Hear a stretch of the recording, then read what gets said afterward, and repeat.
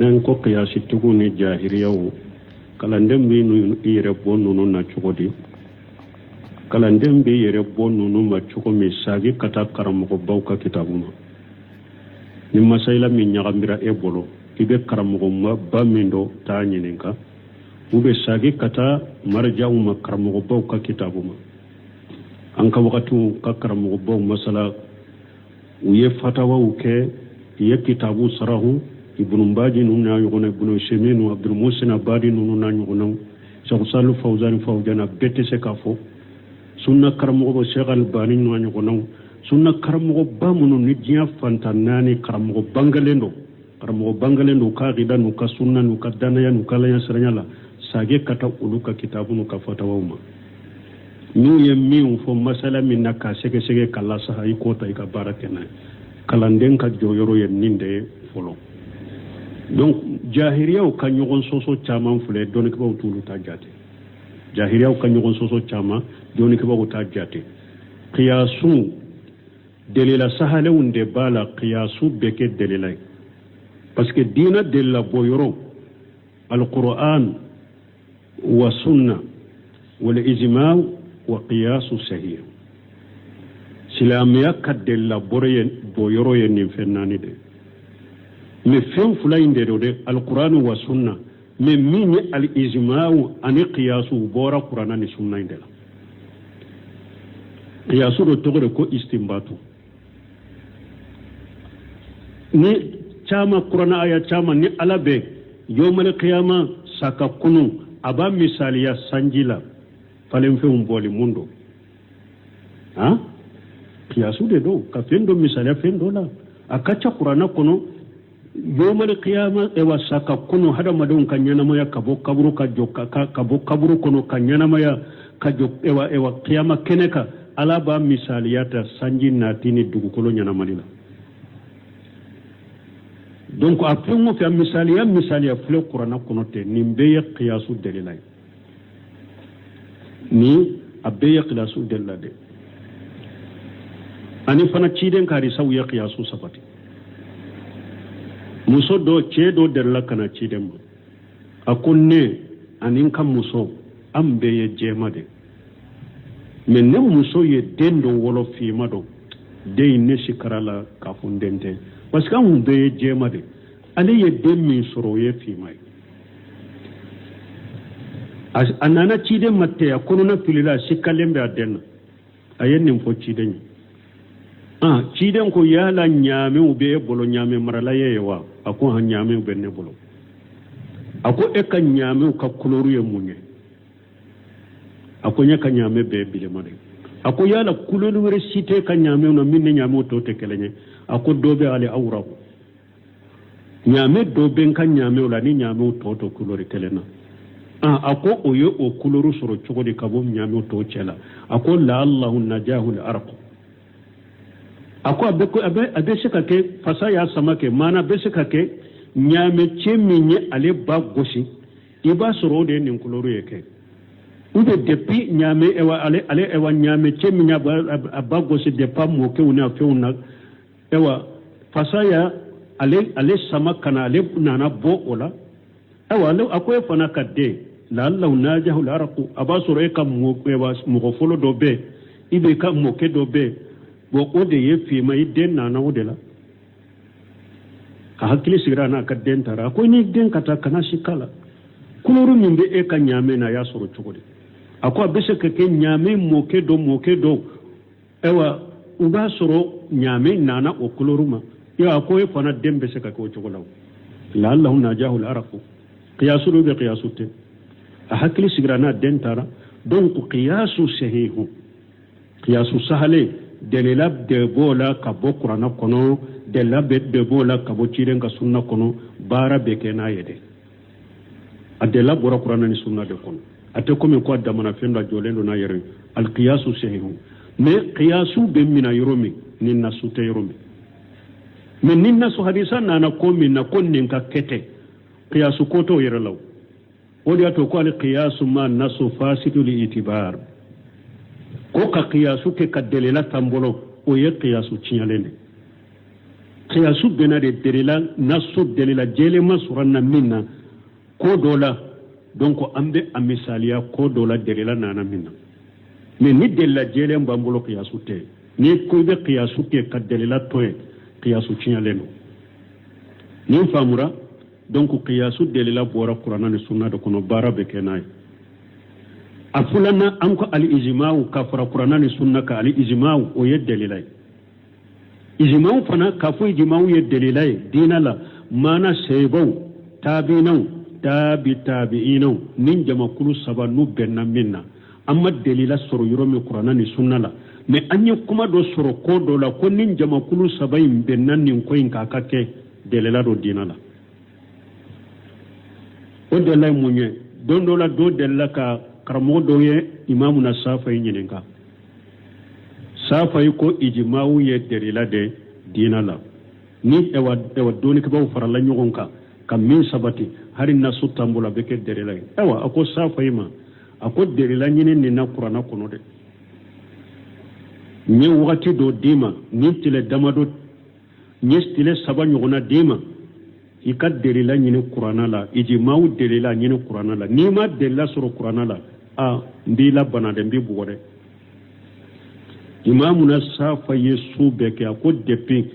ale safo salli asigira na be qur'ana yelema aba kala kata kana kay ijma'u delila nyine fo nana ayala ومن يساقق الرسول من بعد ما تبين له الهدى ويتبع خير سبيل المؤمنين نوله ما تولى ونسله جهنم وساءت مصيرا hakili tarabbini ayaka dugu jele ani karamo ye nyogonya ko chogoda ko ne della soro qur'ana la ijma'u delela ne ya soro qur'ana ka al ko ye jumai akwala ko qur'ana kono o man yusaqiqi rasula min bari ma tabayyana lahu al-huda ala ko ni mo mi nye ciden soso kanda bangalen ko fe iye wa yattabi ghayra sabilil mu'minina mu'minu be farla nyogon ka kamin ke sirai e banoma itugura o tanako nusulihi jahannama wasati masira ala ko ko abibila jahannama ko ka wala ba yoro jugo yara ako ni nyeji mawdere lay nuwalli أقول وألا من يساقي رسول من بعد ما تبين له الهدى ويتبع غير سبيل المؤمنين نوله ما تولى ونسله جهنم وساءت مصيرا مؤمن بفر الله نيغون كمينك سراي ni eyo tanabato awa ala ko yere din mimma ni nebi to obolo awa mbibila jahannaba ko ne kala banyo jugu yara akonni nyeji mawdeli lay wa yattabi ghayra sabilil mu'minina tawsirike law kunni mu'minu yajawnya shebau tabinau tabiina jama kulu saba ala kambe ulude manni ayala nin jama kulu saba benna femmin ka kake sirai ni mogo yo tanata awa ala ku yere to min bolombi bala jannaba kunu ijma'u fana delele ode wala donc alquran wa sunna wal ijma'u wal qiyas sahihu nunu nye delele sayro wi dinala ni mi nye kalandenye ebe sage kata karamo bo ka kitabu de ma ane kunye ninka fashalu ahla zikri in kuntum la ta'lamun ala ko awte mindo aye karamo bo nye ninka ay doni ko bo nye ninka ala ko idha jahum al-amru min al-amn aw al-khawf ajawu bihi walau radduhu ila rasuli wa ila ulil amri minhum la'alimahu alladhina yastanbitunahu minhum ala ko ni komin nano man ni hakili shigi kodo ube siranya ko uba chari nutu nye ko sagi kata chidema anu ka ko nyema uye ko sagi kata munuma ala tumbe munu be kunyi sababani kunyi delile nyini ala tumbe ulula dunia ala wala kalanden ko ne ka baray minye eto mindo fashalu ahla zikrin kuntum la ta'lamun karmo ba munu be ulu nyenenka nini karamo bawte nyonka uka kitabu janko jeede mari khaliye min fo ako wasila unno ya sira unno ya rasisa telefoni ko be whatsapp ko be donc karamo be saka wele kan nyinin ka telefoni la ako wasila nyinin kara e wa inno ya rasisa mana sira no ya rasisa ni karamo be yoro ni be saka karamo soro kan nyinin ka ubi alhamdulillah sirawu no yara karamogo ka kitabu jiya bilala nyona karamogo ka kitabu terla kata fambe ni internet ni tikula karamogo ka kuma no kanyirin kali jabwa beba kono ni emma ko be masala min nadro ni corona filila masala isebe dro ni makobe asebelela made mo ba sebela man ajabu natima sebelila ni makobe akalla akandema kandema awojuna kallama akashiti lama bene iba lamme kitabu be karamo ka kitabu be internet ka ni makobu ka kitabu na masala min iba sega telesara se ube be sega tamma kitaba wala dro ka saiba laje donc fo an ka wajifa minye kalando an ka sage kata karamo ka kuma wudema bon hada madin kani be sinsin worna terno internet fana kade internet ko fana kere ka mo sama makosa ko be be ni internet ni kitabu te kelenya koy abdul karim khudairi internet munu fulani ya worna terno internet munu fule ka doni ni wala ani ka doni ni karamo fi ani kitabu la ka kitabu la je ka doni ni ayu misali yafo internet tayire ni ko teleman do nanima ale ka basu ka tele ordinateur no internet u ka telephone kono ni ko teleman min nanima ale be ce ko onya mais minye ka few na sababu na sabatu soro o be soro kitabu de la aya misali ka ko abe ko mugomi dugu do e tara dugu do la ni tara dugu do la mais e tara dugu na i shende la ni tara dugu na mobile de la ni ako ni mugo yawu ni ko aka kuma dugu sira chogo ka dombe se ka do ka teme jeng c'est le matiki mais c'est la don sira donye mobile tigi o internet ka teli mais ka ko benya nya yirila ka benya do o be soro kitabu lajedela cheikh bi mbaji tumame internet bora ki bumbaji ma ko sisa fendo bora ni makko be hadisa ni doni rai ba soro kono yo akombe min fuya kana kitabu bilade aye kitabu saka kitabu laja ku muraja be min fo ye ode abe se ka yere nafanaye na kana kitabu bilade bo akuma sisa ye hadisa do fo turmiji kono akwa yenni hadisa nyini internet sa worona terila ana amana na sarawa ni doni ko ye min fo la uye hadisa ngosi ka gosi maye aye akwa ye turmijita akonni yoro masina aya laje uye hadisa nye ani doni ko yemi fola akoma fawye bumbaji nunun tabe tumbe fi jakiratihi ale ka fembe tumbe aka kunkolo indela aka disi indela fi jakirati amma ko be doni ko min ka kuma la ma ko be hadisa mina ba ko be hadisa mina ma hataki abasa makabo e wana tara laje abasuro chogola de donc an kana faratu an ka sage kata karamo bawma an ka sage kata kitabu man ka kitabu sa an ko bahasu ewa kitabu fana bahasu sogo salaya tanye de parce que o don be nunu fo pour alhamdulillah kambe de bilasira ambe dina nya do nani ma o do dunanda boralla jina ko ebe nyinin kanu jabe chogme ku ka delila fo ka karamo ka kuma fo nan taru shege fana ambu soro chogoda o chogo kelena munyo sababu nko ala de ka fasa manchado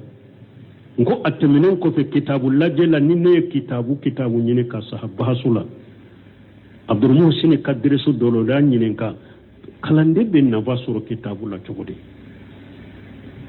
ako ale be min fo kalande munye aye ni shebe minye kitabu nyuma munumbe kitabu sabatide mununye unyine ika sadaka ki yere bolo ako hari makitaba kombeta kitabu laje makitaba kono ako makitaba ute dayele wakati bede iba soro wakati udobe soro makitaba datukuleno kitabu sa akaki yere bolo ewa ika laje ni kitabu mbaso kamuraja ika kaye kasure bolo ni faida ye yuromi kitabu mina ajiju mina abonda mina rakamu mina hari nima faida imbe sabe koriya ke katama ika kaye kono ika tamanse kala kabila hari dongore ni mako sera o faida mai hakili bora abe yoromi abe kitabu min kono beti ka kaye laje abe kitabu min kono ba sura ko misalela ako be hada maden suru kacaya fatu bari lajelila yaro ale jiju chamande ako fatu bari be se kam masaila ye yoro dola jiju dola bo nima qayyadu kala dro ka faida yoro sabe kabila dro wakati dɔ bɛ na i mako bɛ sera o yɔrɔ la n'i ko i bɛ wuli ka ɲini kura ye i ye baara sɔrɔ i k'a ye a ka gɛlɛn donc n'i ye fayida min ye kitabu min kɔnɔ i ka kaye ka k'i bolo i k'a sɛbɛn ka fayida ɲɔrɔ sabi ka tagamasɛ k'a la n'i mako b'a la wakati wɛrɛ i bɛ sagi ka taa u bɛ kitabu yɛrɛ Abdulmuhsin Abadi m'o fɔ ne yɛrɛ de ka baara ye o ye ou bien ni n ye kitabu min lajɛ n ye fayida ye yɔrɔ min fayida in bɛ faharasu min na n bɛ taa kitabu kɛrɛfɛ faharasu n b'a taamase kɛ ni mako b'o yɔrɔ la n bɛ taa kitabu in ta ka faharasu yɛrɛ n ka biki n'o ye yɔrɔ min n bɛ dɔ ye u bɛ kitabu in kɛrɛfɛla la n ye fayida min ye kitabu in kɔnɔna de la a kɛrɛfɛla la tɛ n b'a fɔ nejiru ou bien n bɛ masayila in damina sɛbɛn n bɛ arakamu sɛbɛn a bɛ yɔrɔ min n b'o arakamu sɛbɛn parce que nin cogo min filɛ nin ye man nin ta Abdulmuhsin Abadi bolo mais n ye min sɔrɔ n ka cɛkɔrɔba ka kitabu lajɛ la a ka kitabu si tɛ n'i b'a ta n'i ye kitabu in kɛrɛfɛla lajɛ i b'a sɔrɔ ko yɔrɔ dɔ ma huna bahasu ou bien a b'a fɔ huna nejiru donc ni donna o yɔrɔ la masayila min n'a y'a ye ni karibu dɔ kabako dɔ a man ca k'a ye i b'a sɔrɔ ye donc o la fo kalanden k'i yɛrɛ dɛmɛ ni ninnu de ye internet in dɔrɔn tɛ dɛ fo an ka banba kitabu de kan ko muraja ni hakili ye donc kan janto o la an bɛ min fɔ konandiya min kɛ o ye nin de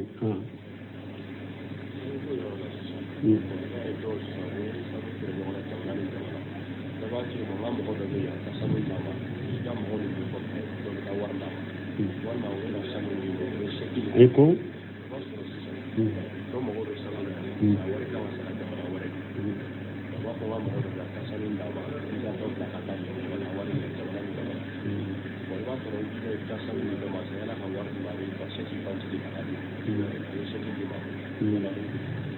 bon ko ewa ni sanu fere cogo la ko mɔgɔ dɔ bɛ i b'a sɔrɔ ale bɛ jamana wɛrɛ la a bɛ sanu sa e bolo mais a b'a fɔ mɔgɔ dɔ e ka sanu in d'a ma o kɔfɛ e ka wari bɛ bɔ jamana wɛrɛ kana i m'o de fɔ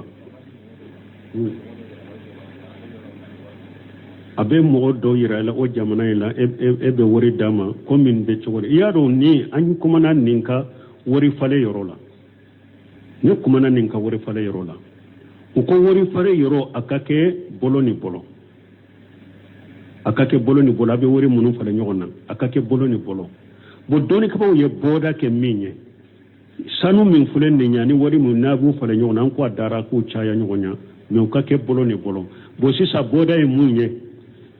sanu bɛ e min bolo ale ka ciden sigilen filɛ e kɔrɔ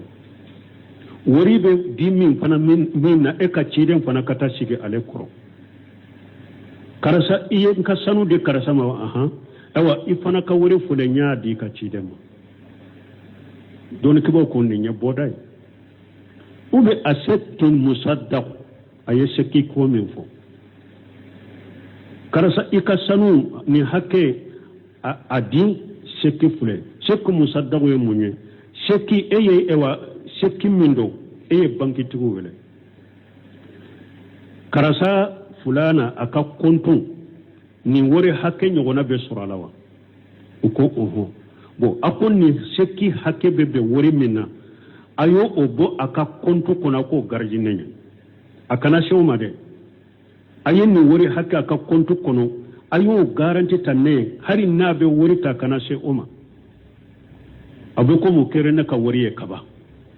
ni ewa bankitigiw n'u ye nin sabati e ye u b'a fɔ nin de ma se kumusaddaw parce que e ka wari hakɛ dɔɔnin bɛ kaba ale tɛ se ka ta donc ni nin seki sugu de don a bɛ komi i ka wari digiri ma dɔnnikaw ko nin furu darura kama k'a kɛ bɔda ye donc u ye nin fana kɛ nin seki sugu fana kɛ bɔda ye ninnu n'a ɲɔgɔnna la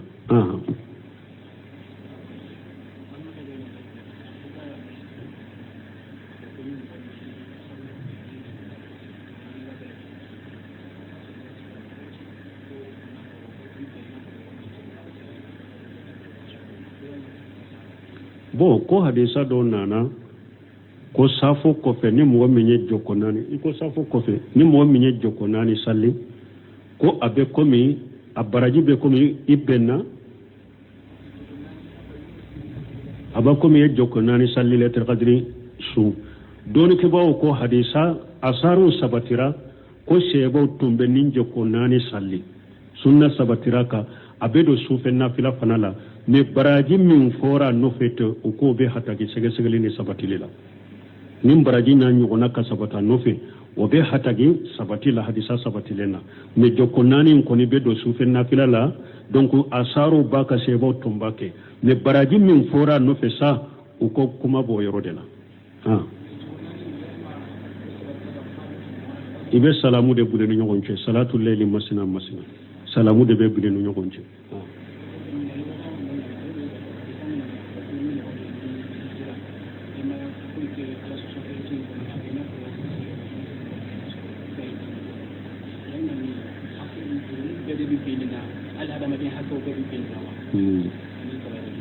bon min fulen ne konni ciden konni mugo min hijira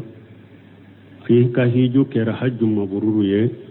ibe sage komi domi bayi wolo yala junubu bede ni nyewa doni ke baw kanyo soso bala do ko abe junubu be yafa do ko junubu bete Allahu a'lam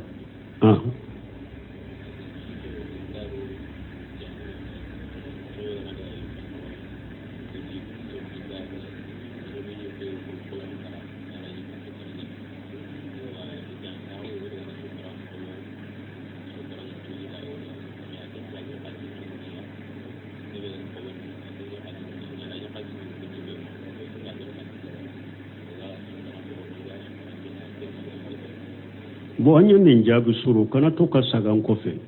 ko do ko anko ay kana minan fere minti bolo ko do de nana sukaro sangule bolo aya suru ka sukaro bana mo ko uluko beta sukaro akamma kunani ko beta sukaro takananai ko ale yere ya ka wori bo ka di uluma ko ulu tara sukaro sana ale ka wori kana fera ma ninde te har ni ko aya sor wori be ulu bolo ma aya ka wori dulu tara sukar so te be ta na aya ka wori ba fo e ka toni ka wori folo iba fo ale ka tona ka wori kana ale ka wori mina folo ni wori be e yere ko e yere be bi ka wori tay ka kofuru la ta sukaro sa na seri ka bitigi ma wakati me iba fe ina ale be be ala ibe aferama e be se ka ale ka wori mina aya soro benna au benna pri dola sukaro boro ya wa duru de abesha ka kale wori de ema wa duru e tara sukaro soro wa woro la ni e nana ni e ko wa woro ni ale ma famu kele wuri la ube kele ma wuri wala yabiu ma laysa indaka kiden ko kokko kanata kanakede mankan de bala abesilamo bila nyogo na abesilamo lasika nyogo na de donc o da to kiden nin ko suku bali ko atigi mai ka wori toy ne yere betan ka wori ne yere beta sakana ni nana ma wakati mi ba fere ema e yere bi ka wori de taybeta sukaro insa ni sukaro inana seri ka bitigi ma wakati mi ina ale bebe pirila iba fera ma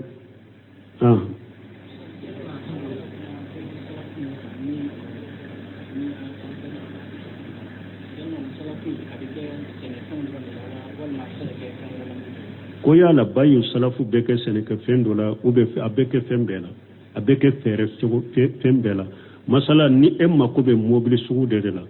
karasa ako ben witi de wa wuba ko mo ma ko be ben witi la ben witi ma ni kuloru akake ni modelier awa million muga donc ika million muga fule ika ben witi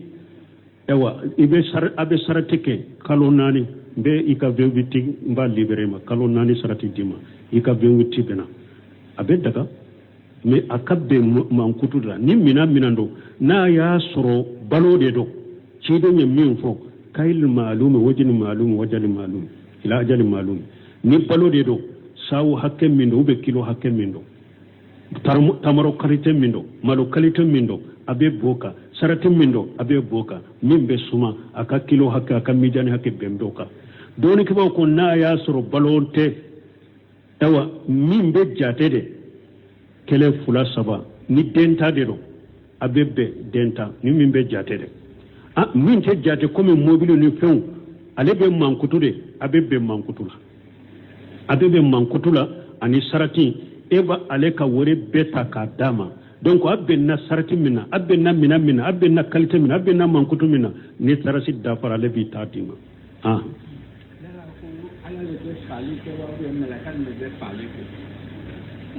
bon ni nya nyin kal su ko ala de be fagali ke o be malika de be fagali ke ala de be fagali ke me malikiya de be ye ala ka ci de nye ni abe nim bo ni ala ka nyamaru ha ala ba fo yoro dola ala ko yatawaffakum malakul maut ala ba fo yoro dola Allahu alladhi yatawaffa li anfusu hina mautiha waqt yoro dola la be fagali ndambe kata alama yoro dola la be fagali ndambe kata malakul maut ma aya dambe kata malakul maut ma le de be abo le de ya sababu ale de ya cide abe dambe kata ma ale de ala ka cide ala ya le de bilakake donc ala de ya ke bagaye ale de be malakul maut nyamariya ka ke koma nyamariya na cide nya ba le bolo o de ya to watu dola ba dambe kata ale de ma ala de be fagali ke mais malikul mauti de ala yode ke cide ne na be nimbo ya le de wakilu wala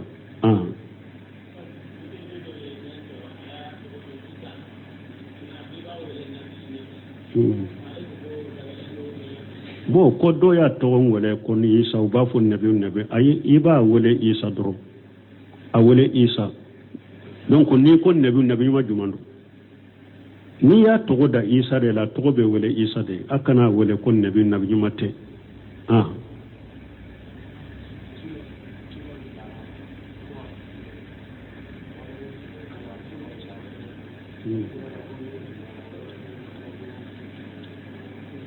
bon ko do ko ka tono chayara ko jugu ko be do yire balo tere dante tono la ni e kaminan fere ananima danto tenela me chide ne duauke arrahim allah wa rajula samaha ijaba wa samaha ijastara wa samaha ijaqtada chide ko alaka mugon nema mugon ni abe fen fere mugoma aba kene noyay alaka mugon nema mugon na aywe ube abe fendo tereme aba kene noyay alaka mugon nema mugon ni abe hari ka jurusara ibika jurusara ni noyay ala yeddo auke mugon munumbe noyake sanni ferela chide ne doke chide ko alaka noyake mugoye alaka nema ke mugoye mugomi ni alebe fen fere mugoma donc aba kene noyay donc noya de kani mais dante tonola woni amru be sheka wa ashendo tono kolade na ya soro komara sawmbe benaka minan fere e wattono nogoma do be min be mogo lafiya be jamana lafiya komara sambe benala katono chaman takada minan ka min be nani geleya jamana kono nin nusugu kera jamana nyema be sheka shendo ala ka fo piri kabila hakela mais ni ote dante piri la ani fana ka hinna mogo ani fana e ka piri chayalin e kana profiter mogo dola ko parce que ate sanni fere chogo don ka chaya ninka ata chogo do fana tebe o yede iye o tigi jamba minan fini fi ewa piri wa kelende sugu europe mais eye doye iko ninye chogo la ninte chogo ya sido sugu ina ate chogo ya do ni minaina eko minai ma wanani ninte benenya jamfande wala ya jamfandi na wala chiden ka seba do tumbe anen tilelente kosobe ni mogo munu nye fere kama ubado ate fere chogodo ube minan chayaka ewa ayen nin fo chidenya ewa chiden ko ni ebe minan sa mogo min bolo afo tiguye la qiyanata jamfante de ni jamfambora kalama bena sagide bo chen nin tilenete na be fere ke mo ma ba fo la khilabata donc chidenya nin fo ale parce que ale te fere chogodo utumbe ale fenkere ni na tara min na te fere chogodo be minan chayaka ayo fo chiden ko wa ni be minan sa min bola fo ko jamfante de do na tigi fana na ye minan fere man o kanka chogo yala iya sura piri chayara urudu be bole kata sa walai kana profiter mo fana la de karasata sugu de do te piri do de ngam minan dugulaka o fana ye jamfande o te konnan jay kano ke sino dante tonola سبحانك اللهم ربنا وبحمدك اشهد ان لا اله الا انت استغفرك واتوب اليك إنن ko qiyasi tuguni jahiriyawo kalandem bi nu yere bonu non na chugodi kalandem bi yere bonu no ma chugo mi sagi kata karam ko bawka kitabuma ni masayla min nyagambira e bolo ibe karam ko ma bamindo tanyininka ube sagi kata marjauma karam ko bawka kitabuma an ka wakatu ka karamɔgɔ baw masala u ye fatawaw kɛ u ye kitabu sarahu ibnu baji ninnu n'a ɲɔgɔnna ibnu seminu abdul musin abadi ninnu n'a ɲɔgɔnnaw Cheikh Salih Fawzan Fawzana bɛɛ tɛ se k'a fɔ sunna karamɔgɔ bɔ Cheikh Albani n'a ɲɔgɔnnaw sunna karamɔgɔ ba minnu ni diɲɛ fantan naani karamɔgɔ bangalen don ka aqida n'u ka sunna n'u ka danaya n'u ka laɲasiranya la sage ka taa olu ka kitabu n'u ka fatawaw ma n'u ye min fɔ masala min na k'a sɛgɛsɛgɛ k'a lasaha i k'o ta i ka baara kɛ n'a ye kalanden ka jɔyɔrɔ ye nin de ye fɔlɔ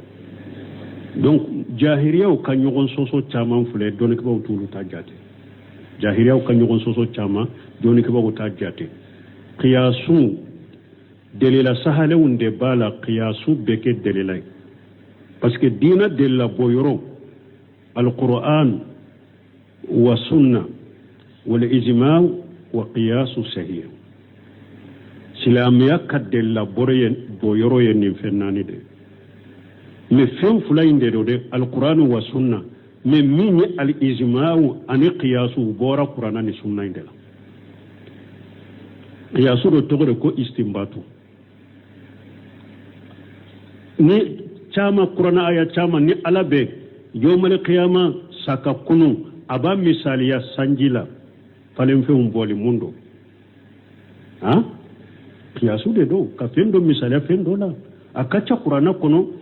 yawmal qiyama ewa saka kunu hadamadenw ka ɲɛnamaya ka bɔ kaburu ka jɔ ka bɔ kaburu kɔnɔ ka ɲɛnamaya ka jɔ ewa qiyama kɛnɛ kan ala b'a misaliya ta sanji nati ni dugukolo ɲɛnamali la donc a fɛn o fɛn misaliya filɛ kuranna kɔnɔ tɛ nin bɛɛ ye qiyasu dalila ye ni a bɛɛ ye qiyasu dalila de ani fana ciden ka hadisaw ye qiyasu sabati muso dɔ cɛ dɔ dalila ka na ciden ma a ko ne ani n ka muso an bɛɛ ye jɛma de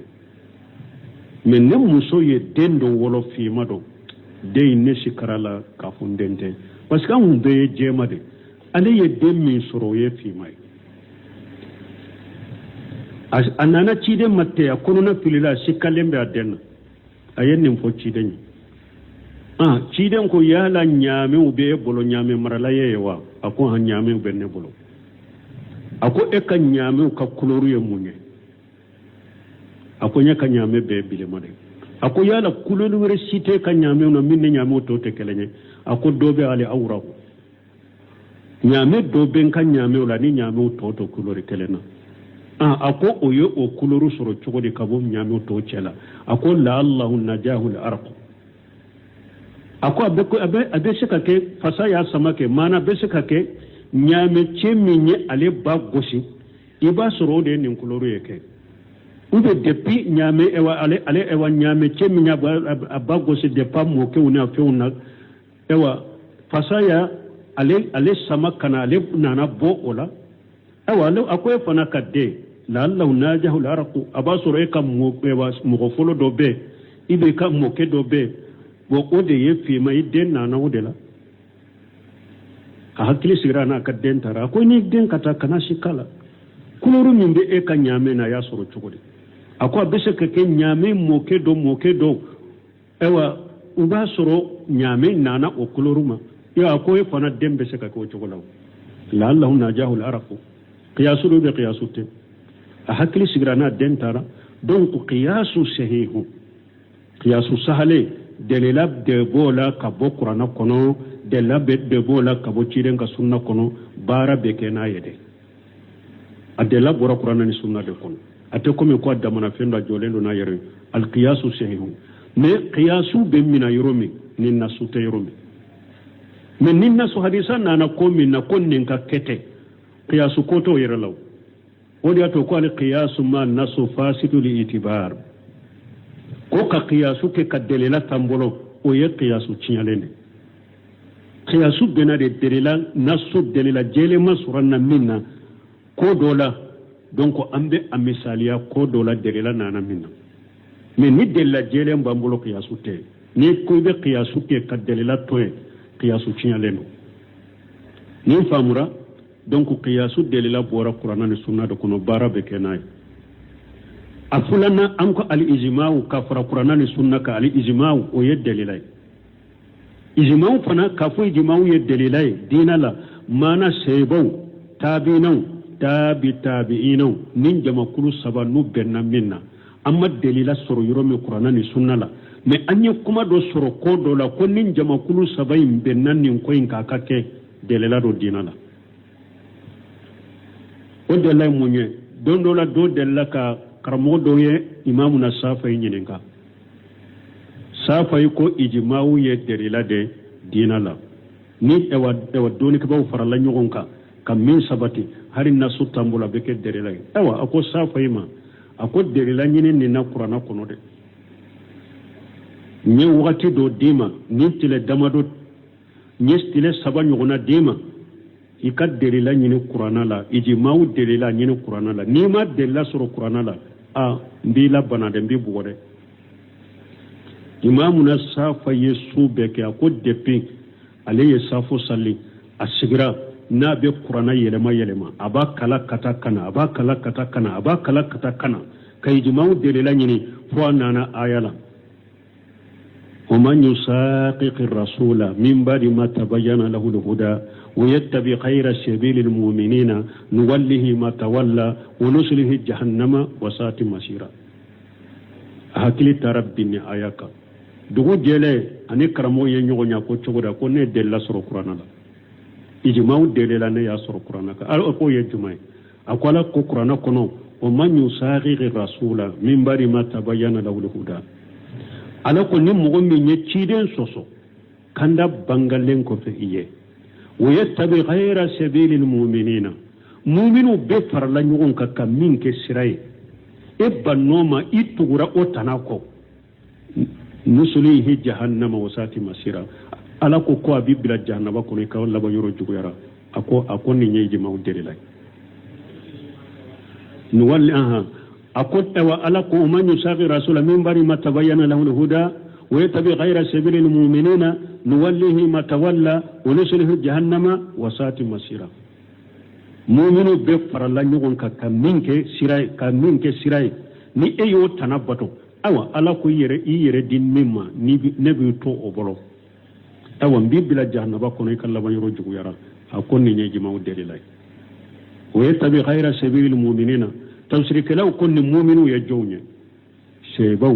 تابينو التابعين جما كل سبا على كم بقولوا دمني آيالا نين جما كل سبا بنفهم منك كاكي سيراي نين مغو يو تناتا اوا على كو يرتو من بولمبي بلا جنة بكونو إجماع فنا دليل ودي ولا دونكو القرآن والسنة والإجماع والقياس الصحيح nunu nye delire sayro wiye dinala ni minye kalandenye ebe sage kata karamo boka kitabu dema ani kunye nika fashalu ahla zikri in kuntum la ta'lamun ala ko awte mindo aye karamo bawnye nika ay doni ko bawnye nika ala ko ida jaahum al amru min al amn aw al khawf ajawu bihi walau radduhu ila rasuli wa ila ulil amri minhum la alimahu alladhina yastanbitunahu minhum ala ko ni komin nanoma ni hakkili sigi kodo ube siranya ko uba cari nutu nye ko sagi kata chidema anu ka ko nyema uye ko sagi kata munuma ala tumbe munu be kuyi sababani kuyi delile nyini ala tumbe ulula dunia ala wala kalanden ko ni ka baray minye eto mindo fashalu ahla jikrin kuntum la ta'lamun karmo ba munu be ulu nyenenka nini karamo bawte nyonka uka kitabu janko jeede mari khaliye min fo ako wasila unnoya sira unnoya rasisa telefoni ko be whatsapp ko be donc karamo be saka wele kan nyinin kai telefonu la ako wasila nyinin kara e wa innoya rasisa mana sira unnoya rasisa ni karamo be yoro ni be saka karamo soro kan nyinin ka ubi alhamdulillah sirawu no yara karamu ka kitabu jiya bilala nyona karamu ka kitabu charla kata fambe ni internet ni tikula karamu ka kuma no kanyirin kali jabwa beba kono ni emma ko be masala min na doro ni corona filila masala yi sebe doro ni ma ko be asebelela ma de mo ba sebela man ni ajabu na tema sebelela ni ma ko be akalla akandema kandema a wojona kallama akashiti lama bene wi ba lamme kitabu be karamo ka kitabu be internet ka ni ma ko bu ka kitabu na masala min na iba sega telesara se wi be sega tamma kitaba wala doro ka saiba laje donc fo an ka wajifa minye kalande wan ka sage kata karamo ka kuma dema bo hada madin kani be sinsin worna terne internet fana kare internet ko fana kere ka mo sama makosa ko be be ni internet ni kitabu te kelenya koy Abdul Karim Khudairi internet munu fulani ya worna teno internet munu fule ka doni ni wala ani ka doni ni karamo fi ani kitabu la ka kitabu la je ka doni ni ayu misali yafo internet tayire ni ko teleman do nanima ale ka basu ka tele ordinateur no internet u ka telefoni kono ni ko teleman min nanima ale be ce ko onya mais minye ka few na sababu na sabatu soro o be soro kitabu de la aya misali ka ko abe ko mogomi dugu do e tara dugu do la nin tara dugu do la mais e tara dugu na i shende la nin tara dugu na mobile de la ni ako ni mugo yawu ni ko aka kuma dugu sira chogo ka jombe se ka do ka teme jen c'est le matiki mais c'est la don sira donye mobile tigi o internet ka teli mais ka ko benya nya yirila ka benya do o be soro kitabu lajedela cheikh bi mbaji tumame internet bora ki bombaji ma ko sisa fendo bora ni makko be hadisa ni doni rai ba soro kono yo akombe min fuya kana kitabu bilade aye kitabu saka kitabu laja ko muraja be min fo ye oye ode abese ka yere na fanayi na kana kitabu bilade bo akuma sisa ye hadisa do fo turmiji kono akwa yenni hadisa nyini internet sa worona terela ana amana na sarawa ni doni ko ye min fo la u ye hadisa ngosi ka gosi maye aye akwa ye turmiji ta akon ni yoro masina aya laje uye hadisa nye ani doni ko yemi ufala akoma fawye bumbaji nunun tabe tumbe fi jakiratihi ale ka fembe tumbe aka kunkolo indela aka disi indela fi jakirati amma kube doni ko min ka kuma la amma kube hadisa mina ba kube hadisa mina ma hataki abasa makabo e wana tara laje abasuro chogola de donc an kana faratu an ka sage kata karamo bawma an ka sage kata kitabu man ka kitabu sa an ko bahasu ewa kitabu fana bahasu sogo salaya tanye de parce que o don be nunu fo pour alhamdulillah kambe de bilasira ambe dina nya do nani ma o do dunanda bora lajina ko ebe nyinin kanu jabe chomi ku ka delila fo ka karamo ka kuma fo nan taru shege fana mbu soro chogoda o chogo kelena munyo sababu nko ala de ka fasa manchado nko atemenen ko fe kitabu lajela ni ne kitabu nyine ka sahaba hasula abdul muhsin kadrisu dolo da nyine ka kalande ben na basuro kitabu la chogode ako ale be min fo kalande munye aye ni shebe minye kitabu nyuma munumbe kitabu sabatile mununye unyine ika sadaka ki yere bolo ako hari makitaba kombeta kitabu laje makitaba kono ako makitaba ute dayele wakati bede iba soro wakati udobe soro makitaba datu kuleno kitabu sa akaki yere bolo ewa ika laje ni kitabu mbaso kamuraja ika kaye kasure bolo ni faida ye yuromi kitabu mina ajiju mina abonda mina rakamu mina hari nima faida imbe sabe koriya ke katama ika kaye kono ika tamanse kala kabila hari dongore ni mako sera o faida umay hakili bora abe yuromi abe kitabu min kono be tika kaye laje abe kitabu min kono ba sura ko misalila ako be hada maden suru kacaya fatu bari lajerila yaro ale jiju chamande ako fatu bari be se kam masaila ye yoro dola jiju dola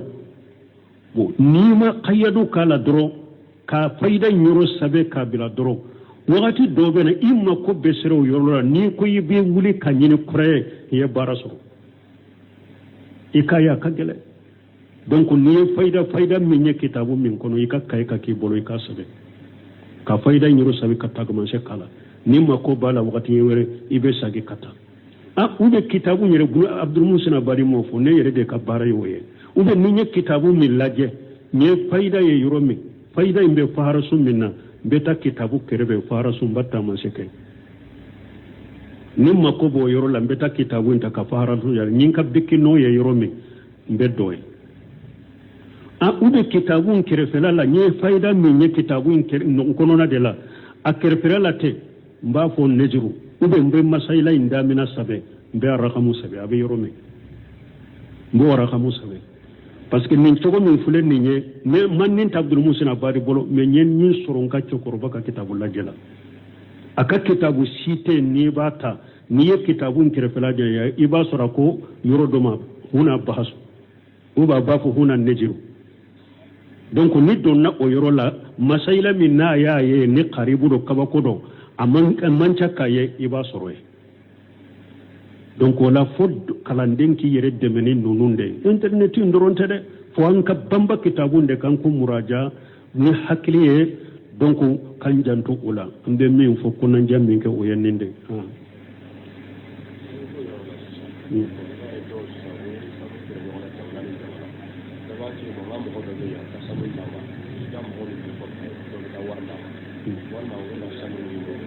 Eko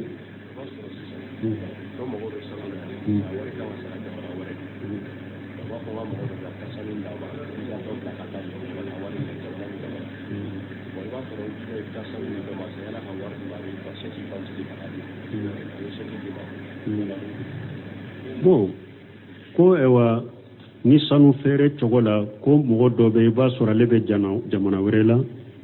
abe sanu sa ebolo mais abafo mo do e ka sanu indama o kofe e ka wori be bo jamana were kana mo de fois abe mo do yira la o jamana ila e be wori dama commune be chogore yaro ni an kuma nan ninka wori fale yorola ni kuma nan ninka wori fale yorola uko wori fale yoro akake bolo ni bolo akake bolo ni bolo abe wori munu fale nyogona akake bolo ni bolo bo doni kaba ye boda ke minye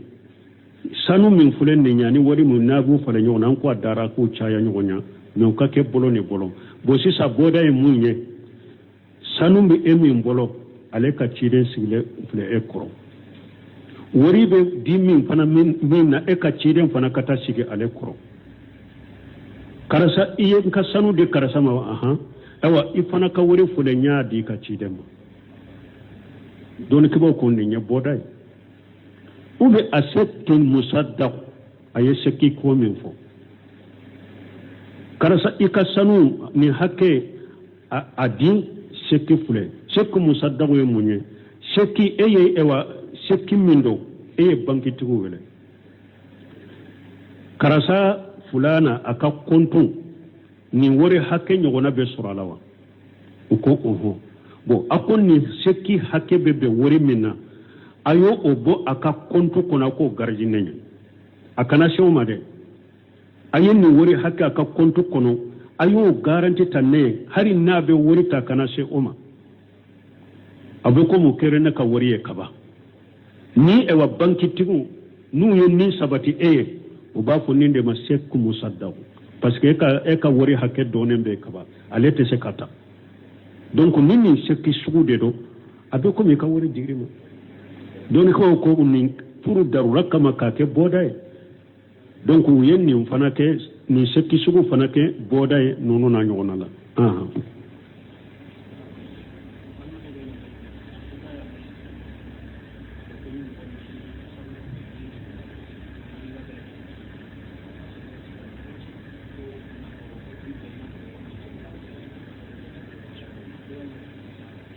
bon ko hadisa do nana ko safo kofe ni mo menye jokonani ko safo kofe ni mo menye jokonani salli ko abe komi abaraji be komi ibenna aba komi jokonani salli letter qadri su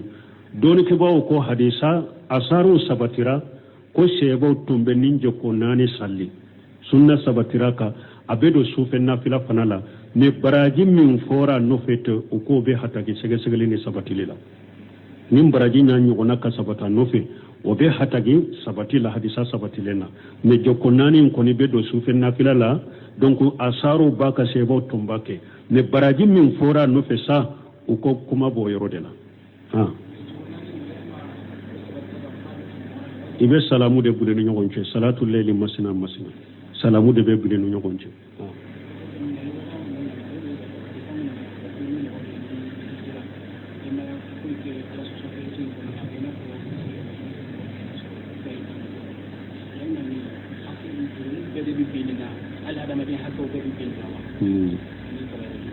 bon min fulen ne konni ciden ko ni mo mi hijira fi ka hiju kera hajju mabruru ye ibe sage komi domi bayi wolo yala junubu bede ni nyewa doni ke bo kanyo so bala do ko abe junubu be yafa do ko junubu bete Allahu a'lam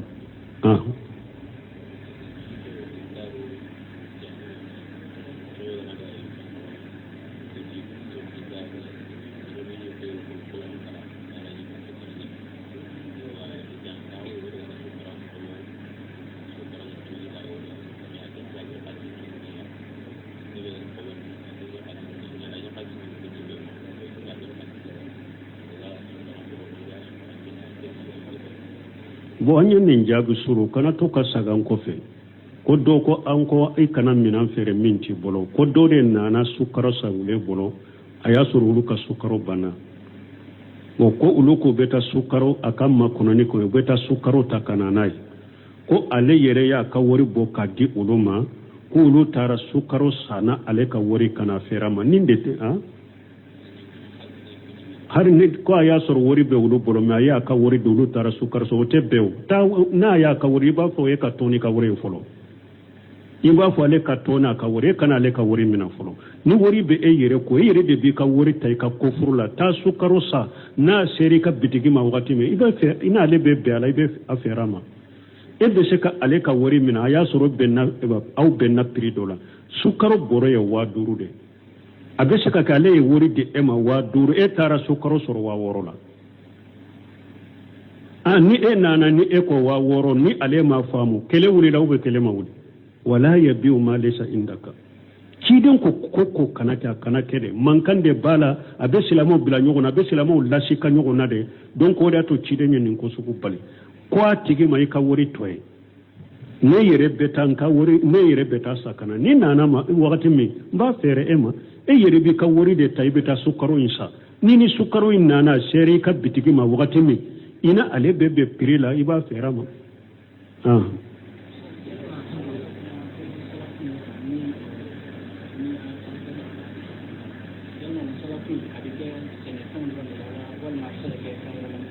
ko ya la bayu salafu beke seneke fendola ube abeke fembela abeke fere fembela masala ni emma ko be mobile sugu de la karasa ako 28 de wa wuma ko mo ma ko be 28 la 28 ma ni kuloru akake ni modelier awa million muga donc ika million muga fule ika 28 awa ibe abe sarateke kalonani be ika 28 mba libéré ma kalonani sarati dima ika 28 bena abe daga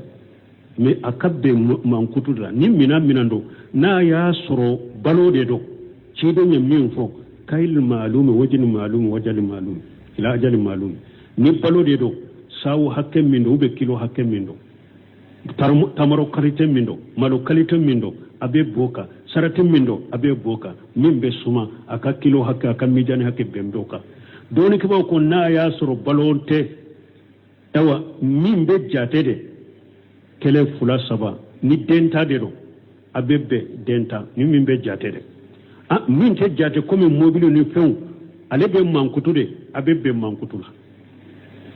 mankutula ani sarati eba ale ka wore beta ka dama donc abbe na sarati minna abbe na minna abbe na kalite minna abbe na mankutu minna ni tarasi dafara le bi tatima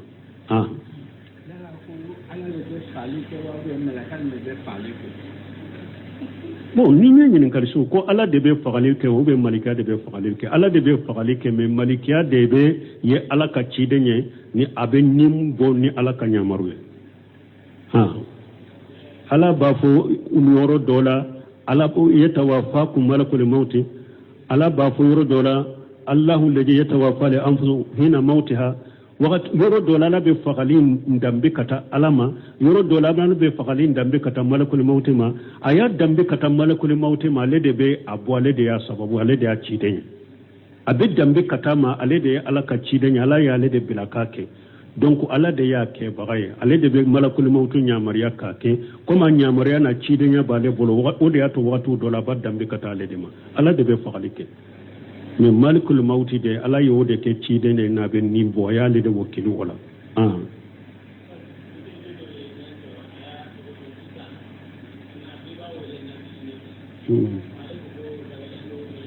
bon ko dɔ y'a tɔgɔ wele ko ni isa u b'a fɔ nɛbɛ ayi i b'a wele isa dɔrɔn a wele isa donc ni ko nɛbɛ ɲuman jumɛn don n'i y'a tɔgɔ da isa de la tɔgɔ bɛ wele isa de a kana wele ko nɛbɛ ɲuman tɛ